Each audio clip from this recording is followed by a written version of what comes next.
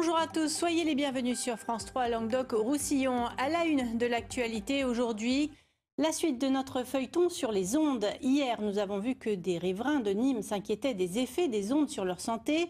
Ève Kuhn, elle, n'a pas de doute, elle est hyper électrosensible et sa vie a été bouleversée par sa pathologie. Vous allez entendre son témoignage. Delphine Aldebert, Laura Lorgali et Sauveur Vanny sont allés la voir à Saint-Roman-de-Caudière, dans le Gard, en prenant d'abord quelques précautions. Avant de rencontrer Ève, nous devons protéger notre caméra avec une couverture de survie isolante et couper notre téléphone portable, car elle ne supporte aucune onde. Ève est hyper électrosensible. Avec le développement des technologies, ses symptômes se sont aggravés et sa pathologie a été reconnue par la justice en octobre 2016. Depuis, elle a droit à une allocation pour personnes handicapées, une vie qu'elle a dû adapter à sa maladie. Dans cette maison, vous avez trouvé plein d'astuces pour essayer de vous protéger un maximum des ondes, c'est ça l'idée?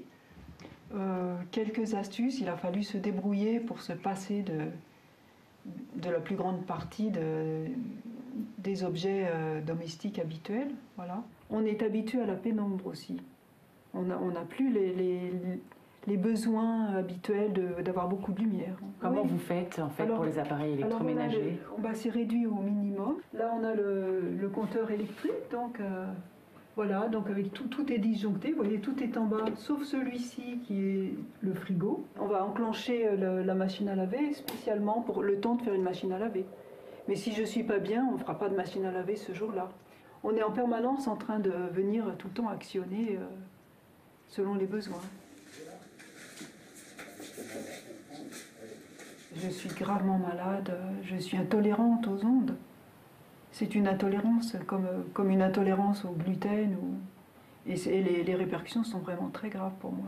Je perds le cognitif. Je n'arrive plus à parler, je n'arrive plus à penser, je me perds. Ça fait des années que régulièrement je me perdais en voiture sur la route de chez moi. À 2 km, je m'arrête. Il m'est arrivé de pleurer en attendant que ça revienne, de savoir où j'étais. Il n'existe aucun traitement médical pour soigner cette pathologie. Il est seulement possible de remonter son seuil de tolérance. Là, il y a une nécessité de zones protégées pour les personnes comme moi. J'aimerais une zone blanche, pouvoir vivre en zone blanche, voilà, et recevoir mes enfants. Alors après, ça m'ouvrirait la porte à tout le reste. Mais ces zones blanches sont de plus en plus rares. Alors Ève s'est créé un refuge dans sa chambre. C'est un baldaquin anti-ondes, donc c'est une fine voile en tissu de nylon avec des fils d'argent à l'intérieur, des fibres d'argent, et un tapis de sol qui est anti-ondes aussi, et tout est relié à la terre, à des prises de terre. Je passe la nuit, je dors là, mais je passe aussi un temps dans la journée pour me remettre, ou si je fais des courses, que je vais à l'extérieur, donc là je prends des ondes, après je passe quelques heures dans le baldaquin. On peut vivre bien pendant un petit temps en présence d'émetteurs d'ondes, et les répercussions vont suivre après. Et avec un décalage de quelques heures, où ça va être la nuit, ou pour certains c'est le lendemain. Et ça c'est très difficile parce que ça nous rend peu crédibles. Ève a aussi investi dans des vêtements adaptés à son handicap.